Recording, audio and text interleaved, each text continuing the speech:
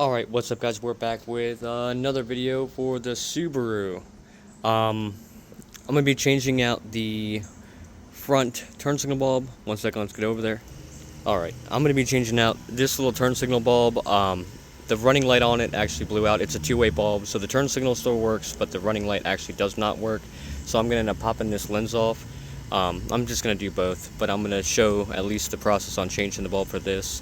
But since we are already here and the car has been sitting for a majority of the weekend, I might as well give you guys a little bit of a cold start since everybody keeps asking me what the exhaust setup sounds like. So one second and let me get that thing set up for you. Alright, here we go guys, I'm going to go start it up.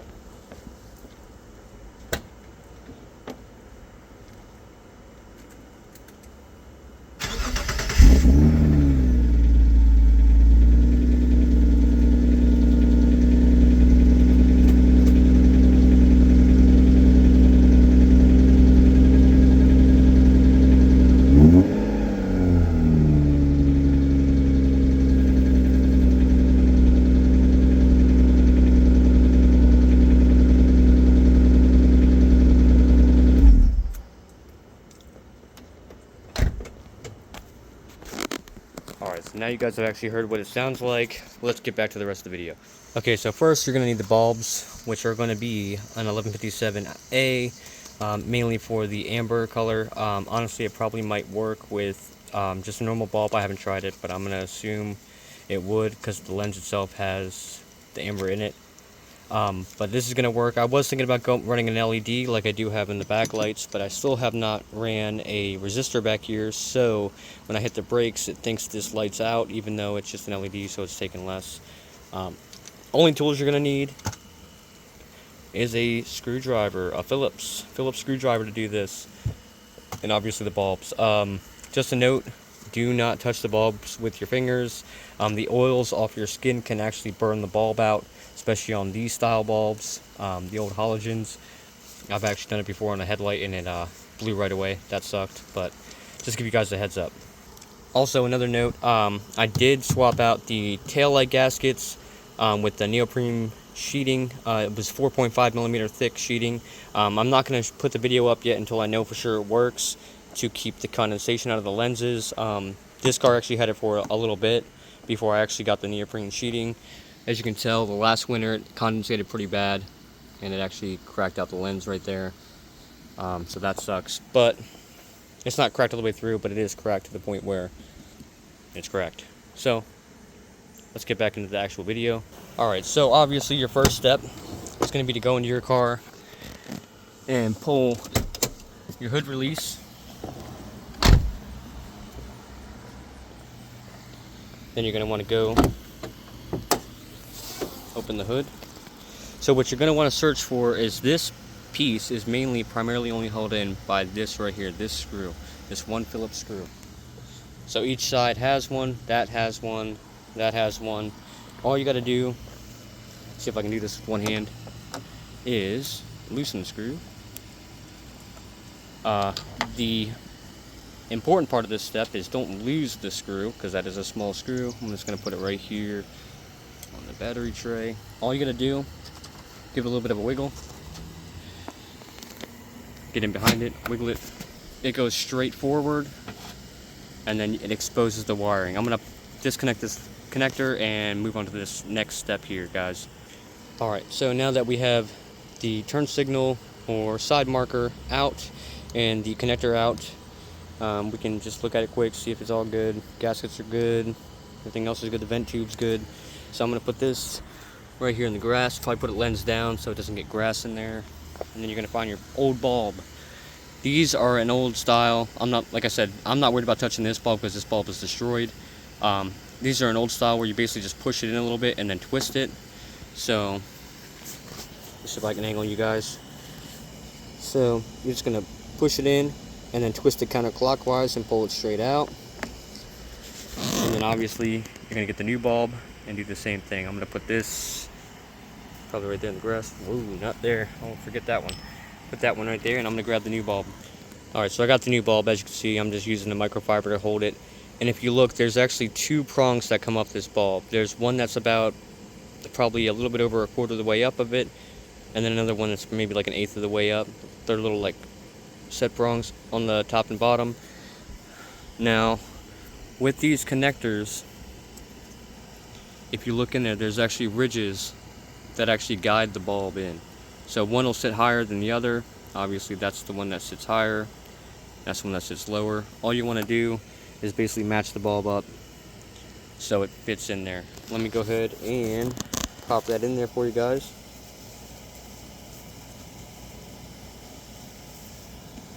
Alright, so said the higher side is going to go right here. Push in, twist clockwise, and there you go. Alright, I'm going to pop this back into the side marker assembly, and then we'll put it in. And just like that, it's all done. Honestly, it's not too bad to do. I'm gonna do this one quick, and then we'll get into the rest of the video then. Alright, so now that one's done, this one's done. Obviously, it's always good practice to check your work after you're done. Get the key in here, cycle it on. Okay, so we've got the key. We'll just put it on accessory mode. We'll just put the actual thing on, and let's check it out. Alright, so this one is on. We're running lights. And that one is on. Alright, so with that being done, right there you basically have just done both your front turn signal bulbs and running lights. Just like that. Easy peasy. It was $8 for the bulbs, and then you just needed a Phillips screwdriver. Now, that's pretty much it for this video. So if that's all you were watching, you're good. This portion is going to be me. So let's just go through it. The SVX I will be using a little bit more as a daily, just to try to get some more miles on this thing to see if there's anything else that's going to be happening, especially now that I've gotten the AC system all completely revamped.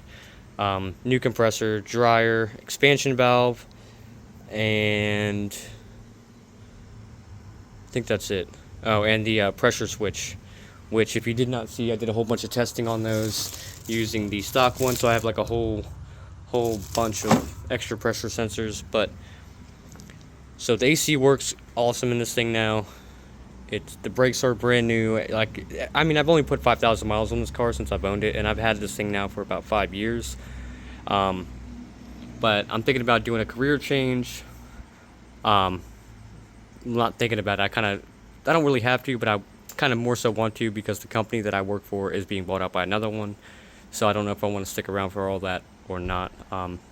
That's later on down the road stuff. But the BMW is also a daily driver. An update on the Mustang though, the wheels did come back finally. They actually look pretty good. Got the Shelby wheels on there, powder coated in black, red lettering, and then we went with the red rivets for them. They don't make these, ironically enough. They don't make the OEM ones for these wheels, so I had to get like a generic rivet almost. They fit good, but apparently a lot of the guys in the forums can't find these. So if you're a Mustang guy and you have the Shelby racing wheels, let me know and I can give you the link for those rivets, because those rivets do fit in, as you can tell. They just don't look the same as the other ones do. But that's for them. The Mustang is good, ready to go now. Back up to date on inspection, all that, and it's good. The only thing it has to do is this thing has to go back for the paint, because they painted this thing last year, and the paint's already coming off of the clear coat around the hood scoop. So that's going back, and we're going to be doing it from there. This thing is going to get a little bit more love, mainly paint, especially like on this like back bumper. As you can see, the paint's going on it. Definitely this rear quarter has it definitely needs some paint. I haven't really been taking it out in like much of like the snow salty time, because I don't want that to rust out. That should be as simple. They'll probably just spray the whole quarter, and then maybe just like some minor like dent repair on the sides, stuff along the nature, like that nature. This thing is basically, there's not going to be much getting involved with this. Maybe, like I said, paint on this, piece, and then maybe redoing a few things here or there. But overall, the BMW's all right. Now the truck is coming back. Just so you guys know, if you've seen my old videos, you know that I used to have a '95 Dodge Dakota. I ended up selling that to a family member. He is getting ready to move, so I told him, hey, he gave me an offer on buying it back for super cheap. So I told him I would probably buy it back and get it back super cheap. The only problems with that thing right now is the ignition switch doesn't work, so it's bypassed with a switch. The exhaust has been cut up, and the power steering, the rack and pinion is starting to leak. So I told him, I'm like, I'll take it, versus it going to a junkyard, because that thing only has like 110K on it. Still waiting on the Genesis to come back. The update on that was the engine is torn down. It was cleaned, hot tanked. It's getting ready to be bored and re-hot tanked this week coming up, and then hopefully assembly is on it, and then we can get that thing popped back in for the Genesis, because I feel like I bring that car up every time I make a video and it still isn't here. But that's all I'm waiting for, is the engine to go back in, and then we'll be good with that. But I'll wrap this video up and make a different video on all the cars if there is another update for any of them. Like I said, hopefully you guys enjoyed the little cold start I did for this thing. Even though it's not really that cold, it's like 90 degrees outside. But that way you guys have an idea what it sounds like at least. But that's going to be it for this video. If you guys like the video, leave a like. And if you're not already subscribed to the channel, because we have a lot more coming for any of the cars. And plus it's just fun to grow the channel with you guys. But thanks for watching, and like always, stay safe out there, guys, because everything's getting wild out here these days. So just be safe, and if you're going to be getting into car stuff, make sure you do it for you and don't try to do it to impress other people, because it ruins the whole aspect of it. Alright, thanks for watching, guys. Peace.